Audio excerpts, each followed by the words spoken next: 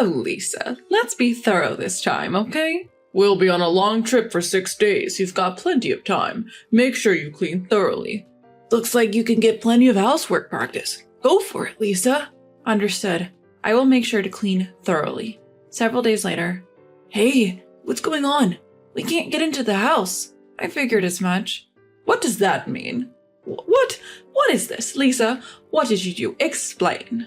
Where are you right now? What did you do while we were on vacation? My name is Lisa, a 30-year-old part-time housewife. I've been married to my husband Henry, who's 4 years older than me, for just under a year. You could say we're still in our newlywed phase.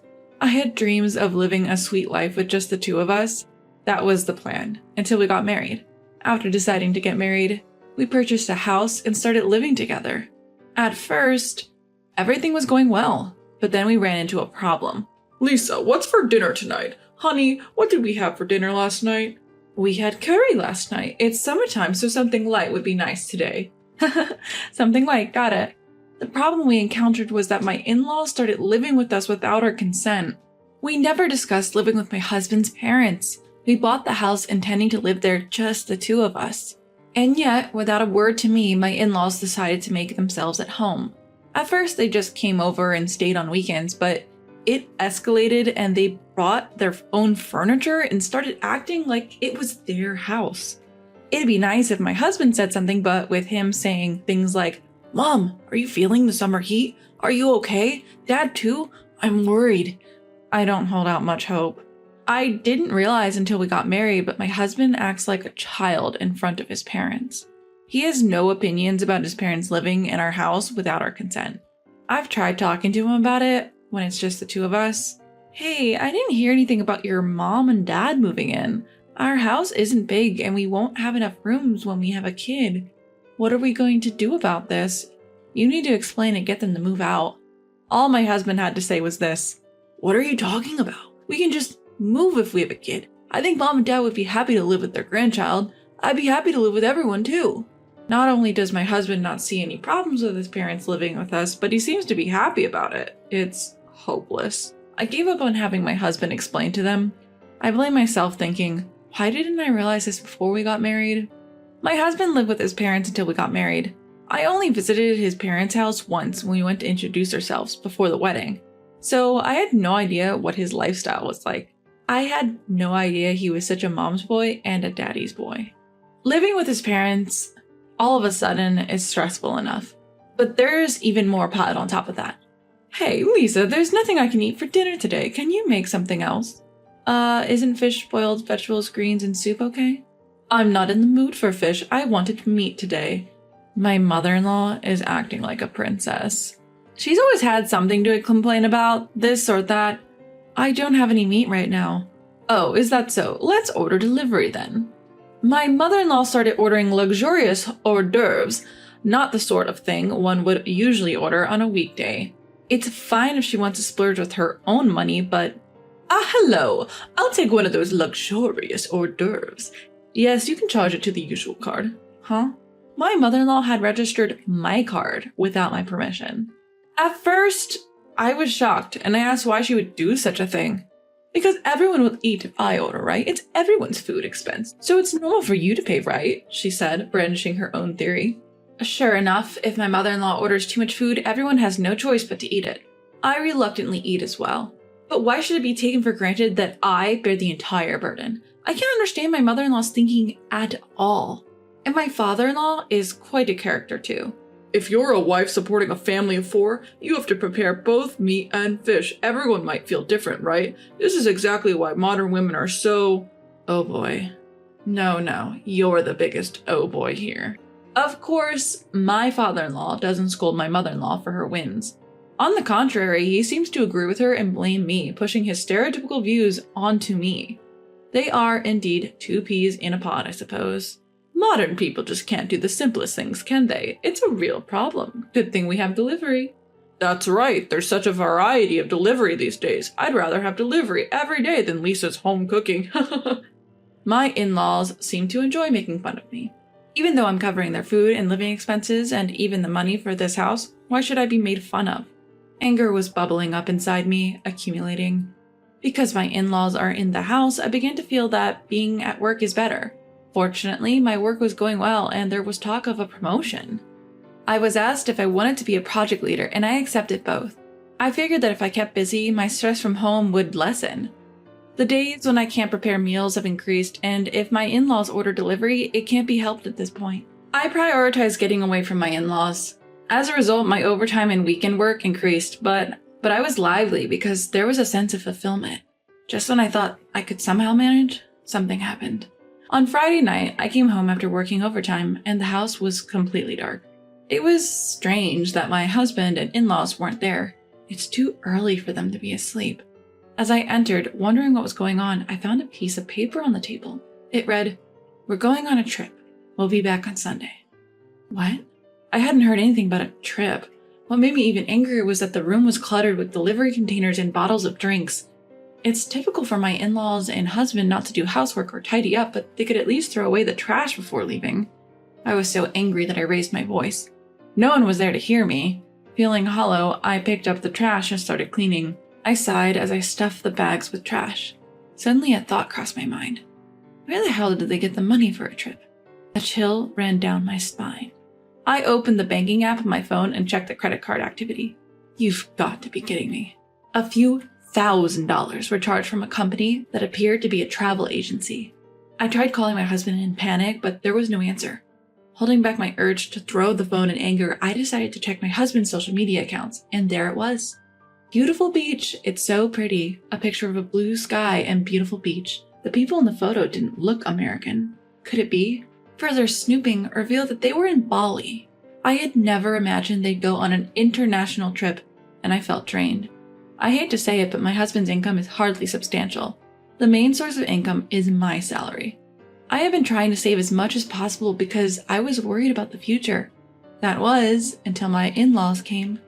The thought of my husband, along with his parents, using my money to have fun at a resort made my anger uncontrollable. All the vague stress I had been feeling started forming into clear words. Why? How? What were they feeling? Until when? Thinking about the future seemed endless. I decided that I needed to do something about this life. My husband and in-laws returned from their trip slightly tanned. I was very irritated seeing them, but I said nothing. We had such a good time. Going abroad is definitely worth it, and the cost for food and stay was cheap too. That's what my in-laws were saying. I held back my urge to ask who they thought was paying for all of this. Let's go again, Dad, Mom. My husband talking with his parents seemed so immature. He was like a child begging for a summer vacation trip, at the age of 35, no less. Seeing him like this, a feeling of disgust towards him started to well up inside me. I was preparing dinner in frustration. Calm down, just focus on the cooking, I muttered, moving my hands mechanically. Then, oh my, there's so much dust here, my mother-in-law remarked. She was running her fingers over the leaves of a houseplant.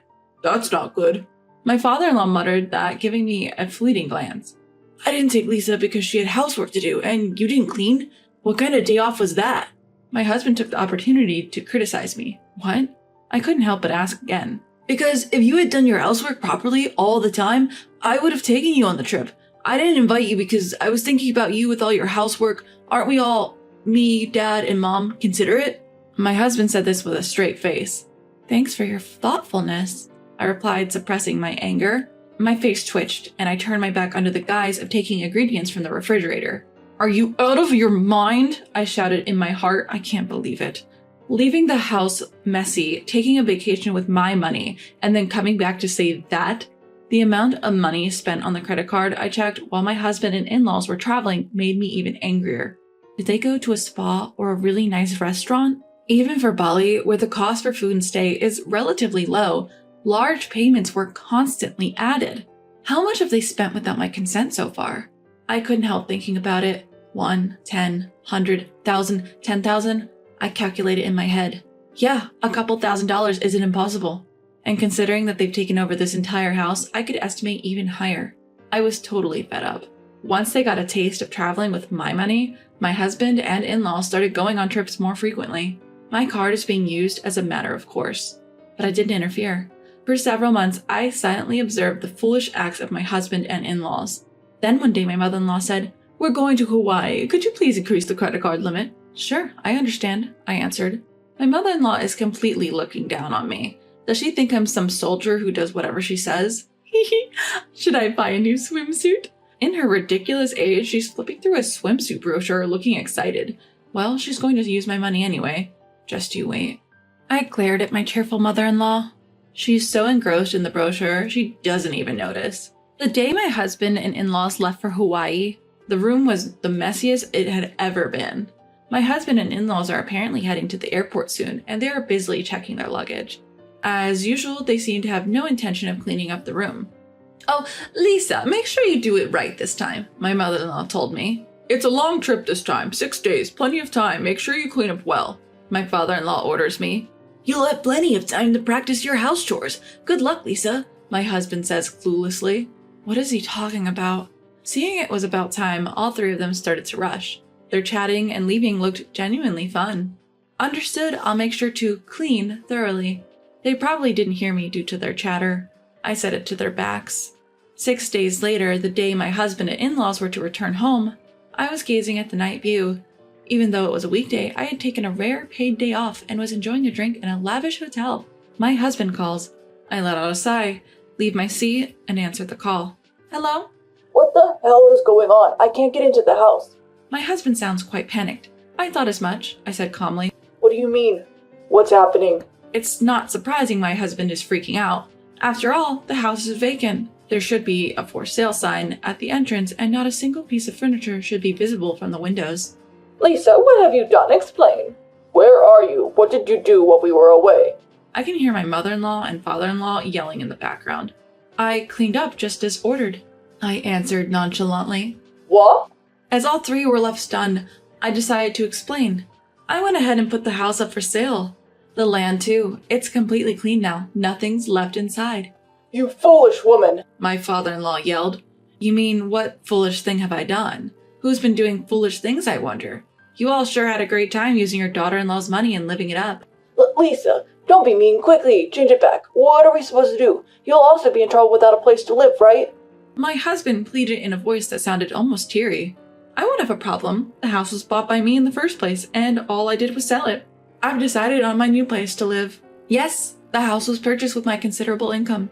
Of course, it's under my name. It was a house to which my husband had no rights." "How could you? It was our home. How could you sell it without permission?" To my mother-in-law who said this, I replied, "Please save your sleep talking for when you're asleep. It was never your home to begin with. You were just freeloading, right? Parasiting off me, right? I've made up my mind. I can't continue like this, losing everything. I need to exterminate and rid myself of these harmful pests." "How dare you speak to Mom like that?" The words bellowed from my husband were met with my swift retort. "You're the pest too. I want a divorce. I'm going to demand my money back, which you've recklessly spent. I've already consulted with my attorney. The amount is..." After I could relay the amount, I heard a loud clatter on the other end. It seemed that my husband in shock had dropped the phone. "What happened, Henry? What's wrong?" The voices of my mother-in-law and father-in-law echoed, clearly worried for their son. Dad." My husband started crying like a child. Through the phone, I could only pull back in disbelief. Knowing that any further conversation would be futile, I hung up the phone. Sitting back down, I sighed. It had become second nature to me, but today it was different. It was a sigh of relief. At last, I finally cleaned house. Good job. I toasted to myself, sipping champagne. My husband and in-laws seemed to have no choice but to return to their family home. Well, they had nowhere else to go after all. During the months from my decision to divorce until I actually brought it up, I found out that their home had turned into a hoarder's paradise. When I visited to introduce myself before our marriage, the place didn't seem so disheveled. They must have hired professionals to temporarily tidy it up.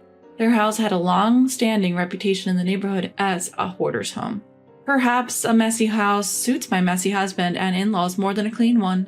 Though my husband was reluctant about the divorce, he quickly accepted when confronted with my attorney. Sobbing, he even signed the agreement to pay me back the money they spent. It's not an amount he could easily afford with his salary, but it's only fair since he was the one who created the situation, recklessly indulging in luxuries with other people's money. And so, I managed to completely sever ties with my troublesome family. However, I must regret the fact that I married such a man in the first place. Before we got married, I somehow managed to spin his troublesome traits in a positive light, finding him charming and laid back despite his age. Maybe I was too desperate as I approached my 30s. While occasionally venting about this to my colleagues, I go about my daily work. Will I be single forever from now on? You're still young. Don't say things like that. I appreciate the subordinates who play along with my complaints and jokes. You're right, I shouldn't give up hope. That's right. Would you consider someone younger? Is that a joke? Looking up, I see that my subordinate's face is serious. Don't hoard unnecessary things. Cleaning is important. But maybe, just maybe, I don't need to give up hope. These days, I find myself pondering such things.